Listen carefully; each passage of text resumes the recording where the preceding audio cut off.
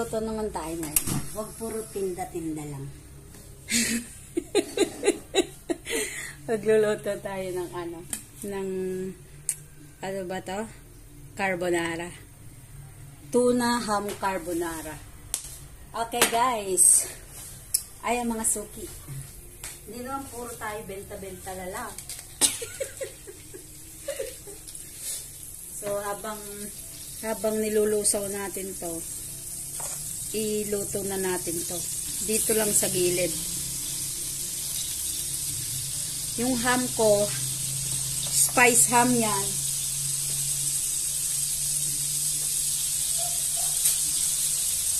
Spice ham. Ayan. Pwede nyo na lutuin yan dito.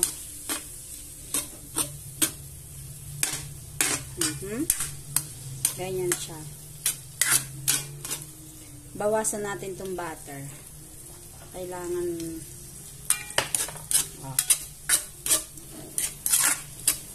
lutuin lang muna natin sa mantika, guys.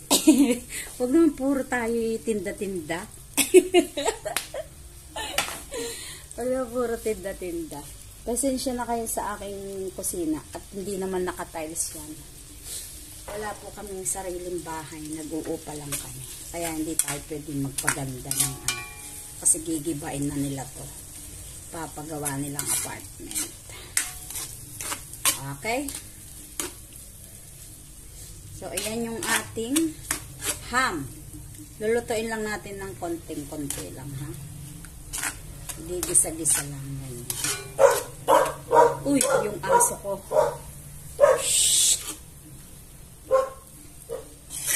Okay? Pag medyo luto-luto ng ganyan, lagay na natin tong ibang butter. Yan. Lalagay natin yung sibuyas sa kabawang. Nilaglalagay ako ng bawang sibuyas, ha. Tuna, ham, tsaka carbonara to.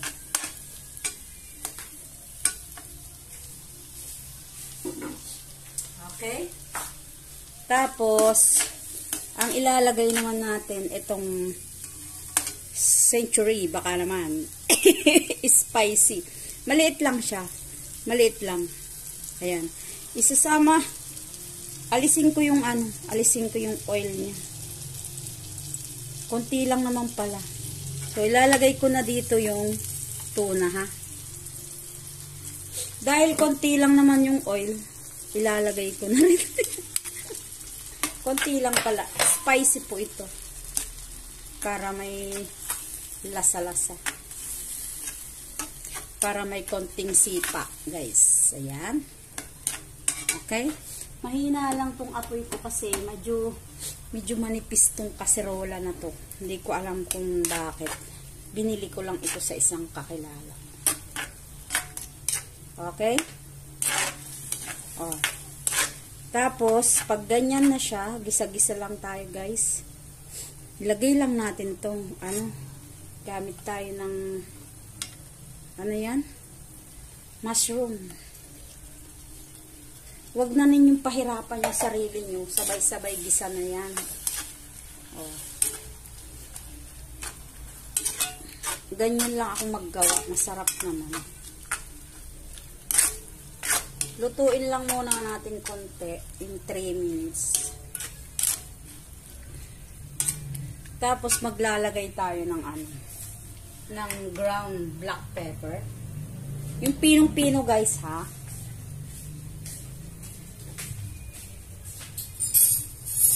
Ground black pepper. Lagay natin. Nababahing ako dito. Konti lang, half teaspoon. O pag dagdagan nyo na lang. Half teaspoon o kaya 1 teaspoon. Pwede, depende sa inyo yan. Yan, ganyan, ha. Ay, sarap na yata ito. Lutuin lang natin ng konti. Ham, tapos mayroon siyang kasamang tuna. Ham, spicy tuna. Ganyan siya. So, takpan natin habang nililinis natin itong ating lugar. Tapos, Ayan, pag kumulo ng konti, in 3 minutes, ilalagay naman na natin yung toink. Ayan, kumukulo na siya. Huwag masyadong kasi halu-haluin. Okay? Tapos ilalagay na natin yung lalagay na natin tong 1 can evaporada. Mabilis lang gawin to. Magastos lang kasi syempre medyo mataas ngayon ang bilihin, no? O, ayan. Tapos lagay natin ito yung nagpapasarap. Ano siya? Cream. Nestle cream, baka naman. Ayan. Lagay na natin to. Ito yung nagpapasarap dyan, guys. Okay? O, ayan. Anuhin natin, sayang. O, diba? Mayroon pa pala. Uy, guys. Ayan, mga suki. Tapos, lagyan natin ng mayroon tayong spice dito, yung Italian. Lagyan natin. Pwede rin tong Italian na to sa sa tawag din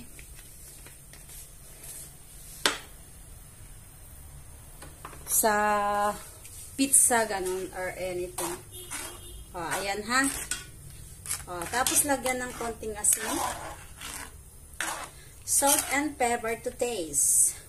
Pag kumulo yan, okay na. Yummy na so. Yummy na, guys, yummy. Lagyan natin ng konting asin. Rock salt yung lalagay ko, oh. Rock salt. Wala kaming pang mayaman na salt. Ayan. Rock salt lang.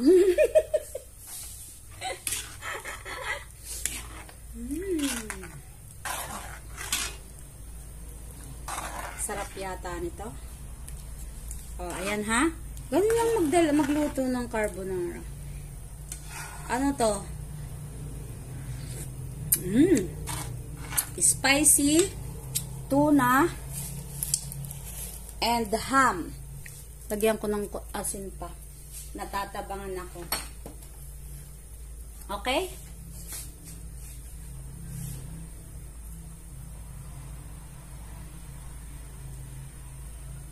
Ba't ganun?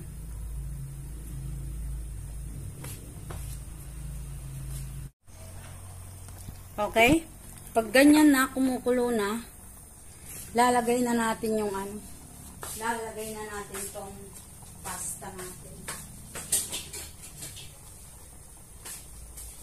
Etong pasta ko, hindi ko masyadong niluto kasi lalagay natin siya dito. O, diba? Half kilo lang to, guys. Napakadami. Half kilo lang siya.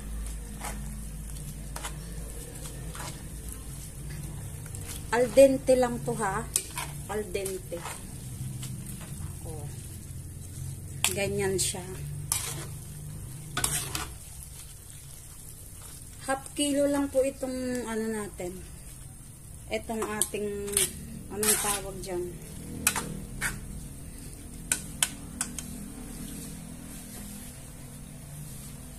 Okay? Half kilo lang. Ay! Ako? Dahan-dahan lang. Hindi ko masyadong niluto kasi para pag nilagay ko dito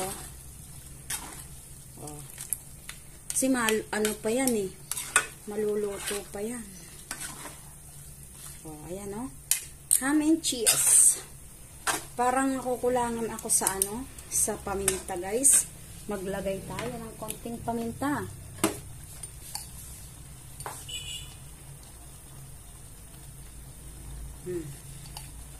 Ayan.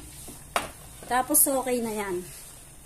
Konting lang, halo-halo. Pag medyo wala ng sabaw, okay na. Actually, mawawala na may sabaw nito mamaya.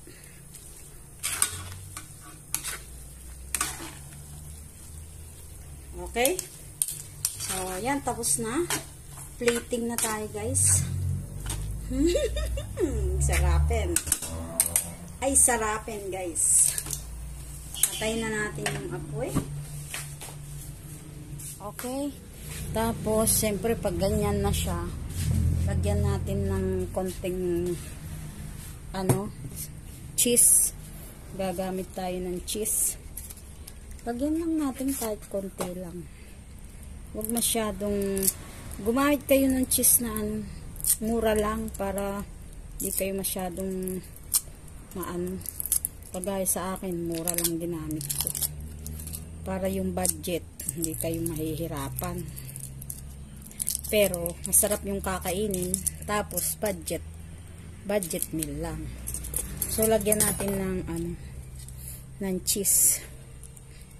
O, diba? Para naman, kakaiba naman yung merienda natin, guys.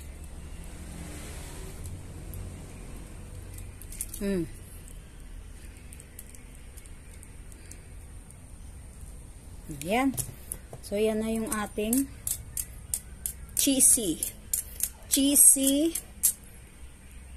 tuna ham spicy carbonara. O, yan. Tapos, lagyan natin ng konting ganyan. Ito ay yung Italian. Okay? Ayun. Siyempre, TK man time. Ito yung moment of truth. Ito. Moment of truth ng ating spicy carbonara. Sarap. Masarap siya.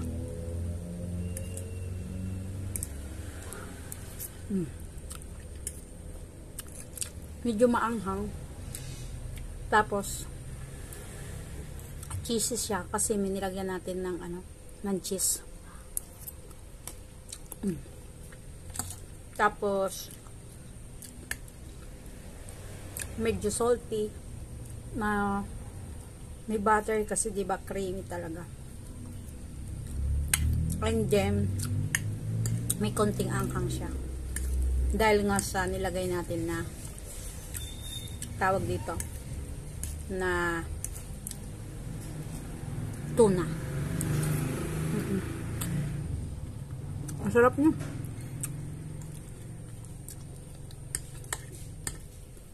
Ayun, thank you for watching. Pwede nyo tong pwede nyo tong gawing business. Kasi siya,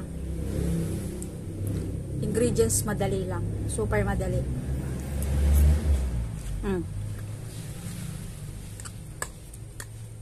Super madali.